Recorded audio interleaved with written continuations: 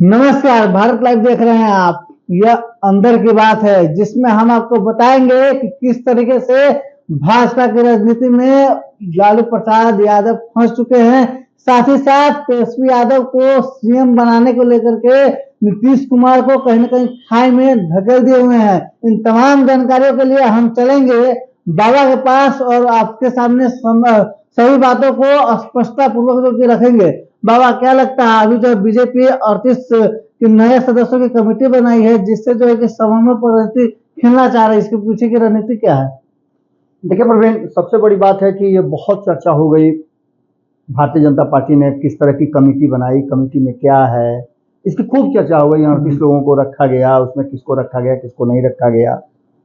ये एक कॉमन बात है जो सबको नजर आ रहा है। वो लिस्ट लगभग अब तक जो भी राजनीति से थोड़ा सा भी संबंध रखते हैं वो सारे लोगों ने रखा, लेकिन राजनीतिक रूप से इसके मायने क्या है ये ज्यादा महत्वपूर्ण है। आपको याद होगा जब ये लिस्ट आई थी तो सबसे पहले संपादक नमन मिश्रा जी के पास ये लिस्ट आई थी जी। उन्होंने जब इस लिस्ट पर चर्चा किया तो हम कई पत्रकार और कई बिहार के राजनीतिक जो वहां बैठे हुए थे, एक मीटिंग हम लोगों की चल रही थी, गेट टुगेदर था ऐसे ही। इसी बीच में वो आई, दोपहर का समय था, लगभग 3 बजे के आसपास में ये हम लोगों के पास 2:30 से 3 बजे के बीच में आए। और आने के बाद हम लोगों ने वही डिस्कशन करना शुरू कर दिया और वहीं हम लोग कंक्लूजन पे भी निकल गए। वहां से आने के बाद सबसे पहले खबर हमने वही किया। इस बीच आपको पता है कि कई नेताओं ने जिनकी टीम में एंट्री हुई थी उन लोगों ने फोन भी किया, बहुत सारी बातें भी हुई, कई लोगों ने साथ तस्वीरें भी खिंचवाई। और जैसा कि आप सभी जानते हैं कि हम तस्वीर किसी का साझा करते नहीं हैं, किसी भी राजनीतिक व्यक्ति से इंटरव्यू के दौरान और कोई तस्वीर मेरी किसी के साथ नहीं मिलती है, मैं तो साझा नहीं करता हूं। बाकी आप जानते ही हैं सब कुछ। बाबा, बीजेपी ने 38 कमेटियों की टीम बना ली है, लेकिन सबसे अहम बात इसमें क्या है कि 17 लोग जो है 50% लोग जो है कि सवर्ण है, जिसमें जो है 6 जो है ब्राह्मण है, 5 भूमिहार है, 5 राजपूत है और 1 जो है कि लाला जी है। तो यह क्या दर्शाना चाहती है भाजपा की सवर्ण जो है कि भाजपा के साथ है? इस कहानी को शुरू करने से पहले और इस पूरे स्ट्रेटजी को शुरू करने से पहले एक पुरानी बात आपको याद करनी होगी जी।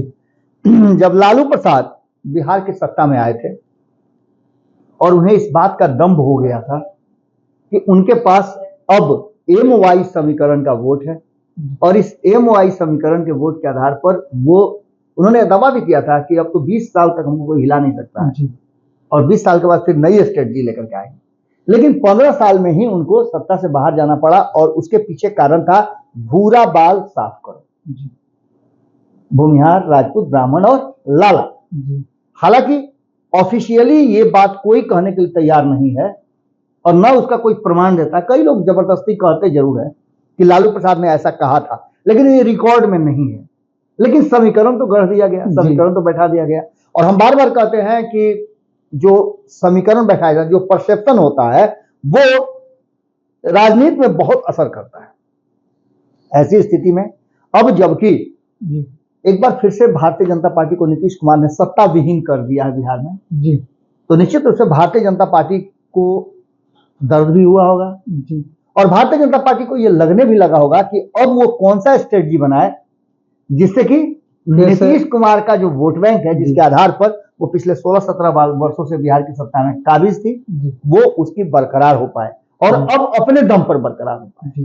तो इसमें वोटों के आंकड़ों को समझना बहुत जरूरी है जी। हम ये सिर्फ कह दें कि सवर्णों को स्थान दिया गया है, इसके साथ हम कह दें कि भाई यादवों का स्थान नहीं दिया गया, हम ये कह दें कि इसमें एक भी मुस्लिम नहीं है जी, तो ये सारी बातें हम कह तो देंगे जी। लेकिन उसके पीछे का तर्क और वोटों का ध्रुवीकरण, चूंकि आज की राजनीति और लोकतांत्रिक प्रणाली में वोटों का समीकरण बहुत बड़ा होता है जी। ये होता है आपको सत्ता तक पहुंचाने का, सत्ता से दूर रखने का। आपने 2020 में देखा होगा, 2019 में देखा होगा, बहुत पीछे मैं नहीं ले जाता हूं। 2019 में क्या हुआ? वोटों का समीकरण बहुत बेहतरीन था तेजस्वी यादव के साथ जी। तेजस्वी यादव के साथ 32% उनका MY समीकरण था जी, बिल्कुल। उपेंद्र कुशवाहा उनके साथ थे तो कुशवाहा वोटर भी कुछ उनके तरफ टर्न अप किए थे। माझी उनके साथ है तो माझी का वोट भी आया होगा जी, क्योंकि 2-3% वो भी है। मुकेश सहनी उनके साथ है तो निश्चित रूप से सहनी समाज का भी वोट जो 14-15% का दावा करते हैं, हालांकि हम तो 7 से 8% कहते हैं, वो भी वोट उनके साथ था। तो ये समीकरण मिलाकर के जीत की गारंटी होती है। जी लेकिन कहां वो एक भी सीट नहीं ले पाए। सिर्फ एक सीट कांग्रेस लेकर के आई, जो कि बहुत पुरानी पार्टी है और उसका एक आधार वोटर है। जी जिस तरह से भारतीय जनता पार्टी का एक कोर वोटर है, वैसे ही कांग्रेस का भी एक आधार वोटर है। जो कांग्रेसी हैं वो आजन्म कांग्रेसी हैं। जी इस तरह की बातें कही जाती हैं। तो ऐसी स्थिति में 2019 में आपने देखा कि पूरी तरह से फ्लैट, ये सारे आंकड़े जोड़ घटाव गुना भाग, आप समझिए कि हम पत्रकारिता करते हैं, हम अपनी बात रखना चाहते हैं, तो हम इस पर कितना मंथन करते हैं, हम कितना जोड़ घटाव करते हैं। और जिसे सत्ता पे आना है, जिसे सांसद बनना है, विधायक बनना है, जिस पार्टी को अपना सत्ता में स्थान पाना है, क्या वो जोड़ घटाव गुना भाग नहीं बिल्कुल करते होंगे। तो इन सारे स्थितियों को देख करके जो नई कमिटी बनी है और वो इस कमिटी को बनाने के पीछे का मकसद क्या है, वो अब साफ नजर आ रहा है।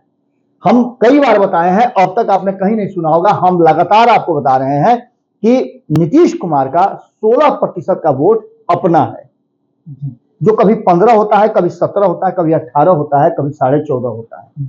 यानी कि 16% एक कांस्टेंट जो उनका है वो वोटर है। अब तक उनके चुनावी राजनीति का ये साफ दिखा है ट्रेंड कि उनको 15 से 16% वोट आता है।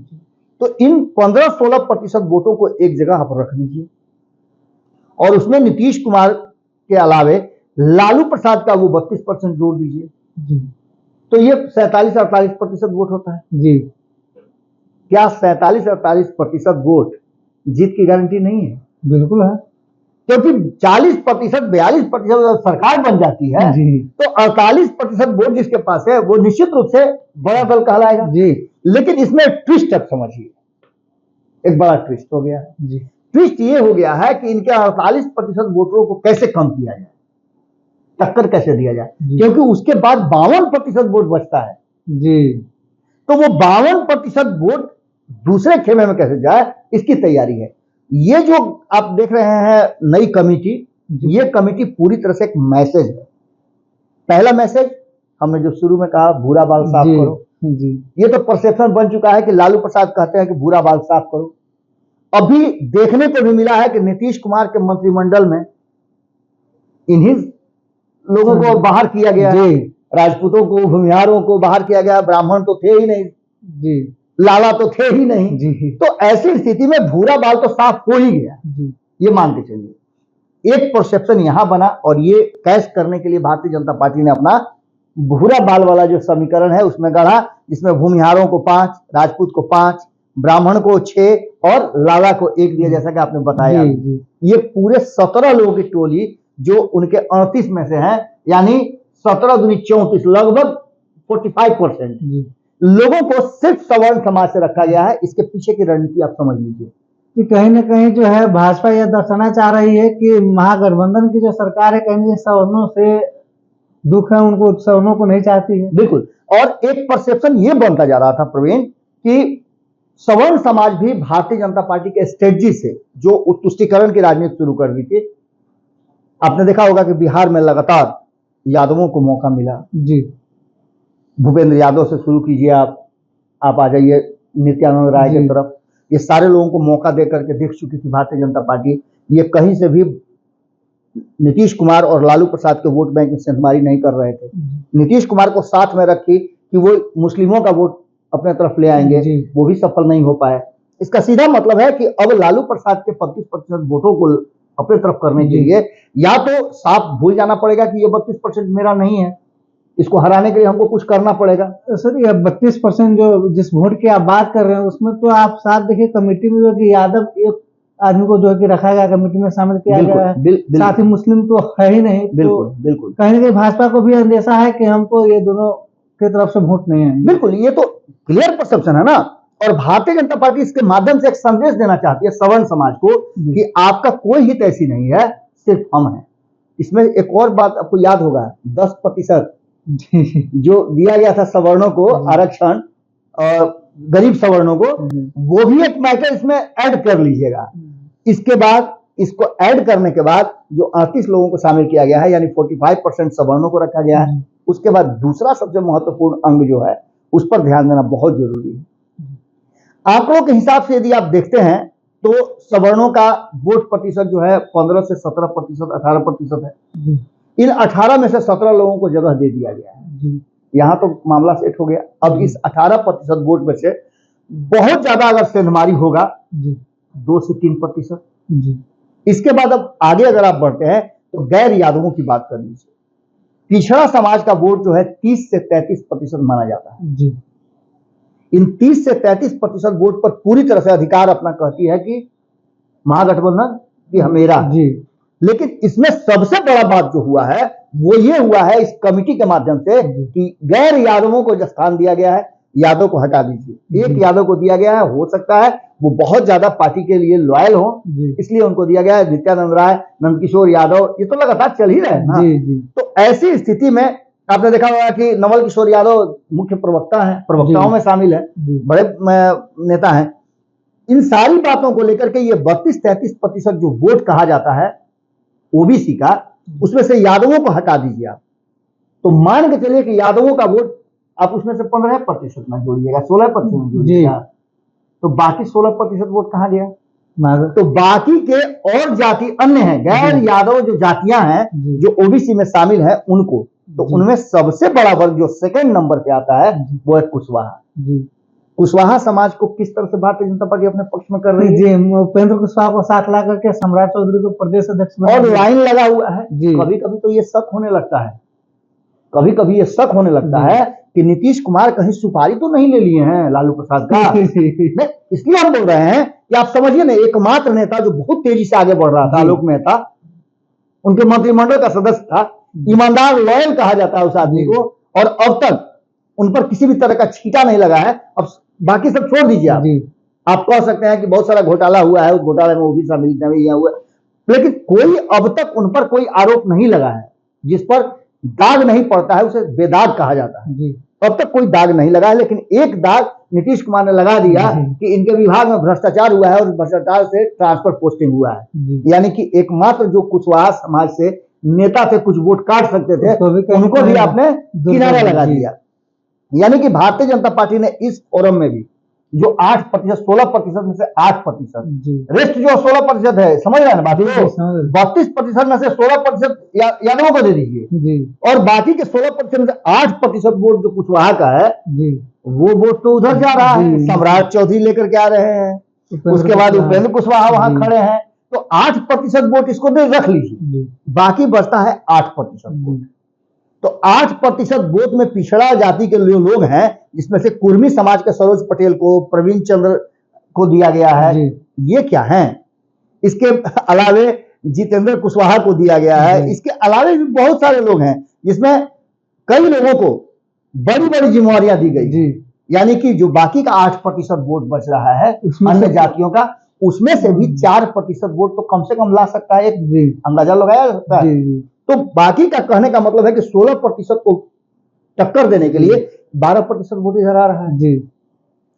इसके अलावा आप अति पिछड़ों की तरफ जाइए, आज भी ये बात कहा जाता है कि जब मछुआरा समाज जो पिछड़ों में शामिल है वो जाता है, मछली का व्यापार करता है, मछली अपने तालाब में लगाता है, यादव जाते हैं मछली छीन के ले आते हैं, तो इस बात को लेकर के और अति पिछड़ों को ये डर बना रहता है। अति पिछड़ों का सबसे बड़ा अगर कोई धरोहर है, जो हमारी भोजपुरी भाषा में कहा जाता है कि कौन तुमको बचाएगा, तो यादवों से बचाने वाला कुशवाहा समाज, क्योंकि वो वोट बैंक में भी ज्यादा है और जमीन पे वो है, कृषि के क्षेत्र में, सब्जी उगाने के क्षेत्र में, बकरी पालन, फलान ठिकान, ये सारा चीज बाजार पर उसका कब्जा है, क्योंकि डेली उपजाना है, डेली बाजार में लेकर के जाना है। तो ऐसी स्थिति में ये जो है अति पिछड़ों को अपने साथ जोड़ करके और अति पिछड़ों को भी ये संतुष्टि देता है कि यादव आपको परेशान नहीं कर सकते हैं। ये परसेप्शन की मैं बात कर रहा हूं। तो इसमें भी आप देख लीजिए कि दिया गया है, जिसमें वैश्य समाज से सिद्धार्थ शंभू है,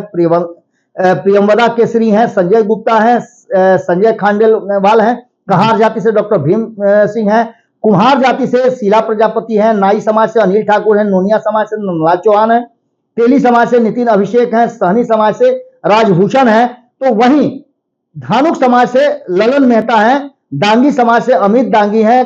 कुशवाहा समीकरण भी बनाया गया और अति पिछड़ों में से अब देख लिए कि सारे जातियों को लगभग जो मुख्य जातियां हैं जो वोट बैंक प्रभावित करते हैं, धानुकों का अच्छा वोट है, उस सारे लोगों को लेकर के आई है, यानी कि अति पिछड़ों का जो 20% के आसपास वोट बैंक है, उस वोट बैंक पर भी बड़ा कब्जा करने की तैयारी शुरू हो रही है।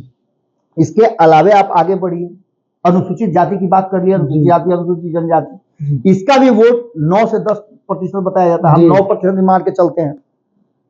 इस 9% वोट में जो बचा खुचा था वो भी साफ कर दिया जी।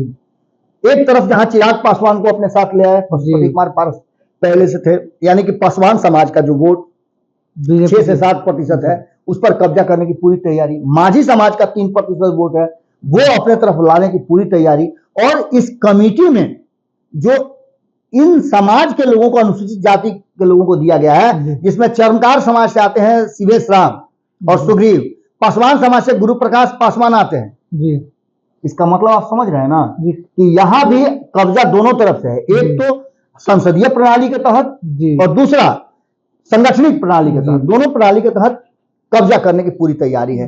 बात अब मुस्लिमों की करें और यादवों की करें तो भारतीय जनता पार्टी को यह बात बताने में अब यह फायदा होगा कि यदि आप हमारे साथ नहीं आते हैं तो मुस्लिम और यादव आपको परेशान करेंगे। पहला तो ये कि मुस्लिमों को किस तरह से इस देश में दिखाया गया भारतीय जनता पार्टी की तरफ से, और जितने भी आपने देखा होगा एक अलग तरह का वो अपनी राजनीति करती है। राम मंदिर का देख रहे हैं कि आप मुद्दा उठा हुआ है, धारा 370 का मुद्दा है, बहुत सारे परसेप्शन है जो गढ़ करके रखा है कि अगर हिंदुत्व समाज नहीं एकजुट हुआ तो मुस्लिम समाज उन पर हावी हो जाएगा। पुराने इतिहास को बदला जा रहा है, दिखाया जा रहा है। लेकिन इन सारी बातों के साथ जो दो समाज बड़ा समाज है जिसके पास ज्यादा वोट बैंक है, उन दोनों समाज को काट करके भारतीय जनता पार्टी ने यह स्पष्ट किया है कि आप इस समाज से अलग रहेंगे तभी आपका भविष्य, आपके बच्चे, आपका रोजगार, आपका घर सुरक्षित रहेगा, आपका खेत सुरक्षित रहेगा, आपका मछली का तालाब सुरक्षित रहेगा। और इस परसेप्शन के साथ 24 में पूरी मजबूती के साथ भारतीय जनता पार्टी उतरेगी। और ये जो है साफ नजर आ रहा है इस संगठन को बनाने और कमेटी को बनाने। बाबा मेरा एक लास्ट प्रश्न है, अभी जो बीजेपी के सांसद जो 19 में जीत करके आए हैं काफी जो है कि ज्यादातर सवर्ण समाज से हैं, तो कहीं ना कहीं बीजेपी जो कमेटी बनाने के पीछे यह तो रहस्य नहीं कि जो हमारे वर्तमान में सिटिंग सांसद है उनको हार का सामना न करना पड़े। नहीं, देखिए इसमें दो तरह की बातें हैं। इसमें बहुत सारे लोग हैं, लगभग 17 में से करीब 50% लोगों को कहा जा रहा है कि इस बार टिकट नहीं मिलेगा। आपने देखा कि भारतीय जनता पार्टी ने किस तरह की स्ट्रेटजी बनाई, पिछले 17 साल से चले आ रहे हैं जो नीतीश और भारतीय जनता पार्टी का गठजोड़ था, उन नेताओं को एकदम बाहर दिखाया गया। सिर्फ यही नहीं हुआ है कि सवर्णों का स्थान दिया गया, अति पिछड़ों में से किस किस समाज को दिया गया, मुस्लिमों को बाहर रखा गया, यादवों को बाहर रखा गया। इसके साथ साथ एक और बात बहुत महत्वपूर्ण हुई है कि भारतीय जनता पार्टी ने कहीं ना कहीं एक और काम किया है जो साफ नजर आ रहा है और इसके माध्यम से 2024 के चुनाव में वो सीधे उतरना चाहते हैं करने के लिए पूरे जिन लोगों का आप देखिएगा कि उस कमेटी में जिस तरह से पुराने लोगों को आउट किया गया है, संभावना व्यक्त की जा रही है कि नए जो चुनाव होंगे और नया जो स्ट्रक्चर बनेगा, उम्मीदवारों की लिस्ट बनेगी, उस लिस्ट से बहुत सारे लोगों को बाहर रखा जाएगा क्योंकि 10 साल का कितने लोगों पर एंटी इनकम्बेंसी भी लागू होगा और भी उम्र का ही तकाजा है। बहुत सारी बातें हैं, इसको लेकर के अपने एनडीए गठबंधन के साथियों के साथ पूरा मंथन करके 100% वोट कैसे आए और 100% सीट कैसे जीता जाए। आपने देखा होगा कि प्रधानमंत्री का जो भाषण चल रहा था अविश्वास प्रस्ताव के विरोध में, उसको लेकर के उन्होंने बड़ा ही दावे के साथ कहा है कि 2014, 2019 और 2019 से भी बेहतर परिणाम हमारा आएगा 2024 में। और यही नहीं, 2028 में आप एक बार फिर से लेकर के आइएगा अविश्वास प्रस्ताव, यानी कि उनको पूरा कॉन्फिडेंस है और ये कह रहे हैं कि 400 के पार। तो इसका सीधा मतलब है कि भारतीय जनता पार्टी ने अपनी तैयारी कर ली है। अब नीतीश कुमार और लालू प्रसाद की बारी है कि वो कैसे अपने आप को एकजुट रख पाते हैं और अपना 16% प्लस 32%, ये 48% वोट जो है अपने पास संभाल के रखते हैं। उसके बाद लड़ाई मजबूत होगी। तो ये अंदर की बात थी जिसमें हमने आपको बताया कि किस तरीके से भाजपा की रणनीति में लालू प्रसाद समेत नीतीश कुमार भी फंस चुके हैं। अब आगे क्या होगा ये देखना दिलचस्प होगा। तब तक के लिए बने रहिए भारत लाइव के साथ। धन्यवाद। अगर ये वीडियो पसंद आई और वह बिहार के राजनीति और बिहारियत से सरोकार रखेनी तो सब्सक्राइब बटन दबा के चैनल के सब्सक्राइब कर ली। ओजे एगो घंटी बा, ओकरा बटन दबा देला से कुल सटीक और मारक खबर रुआ मुफ्त में मिल जाई। अगर रुआ पत्रकारिता के हमनी के नया प्रयोग में सहयोग कर चाहतानी तो ज्वाइन बटन दबा दी। पेटीएम नंबर नोट कर ली 9386816700। धन्यवाद।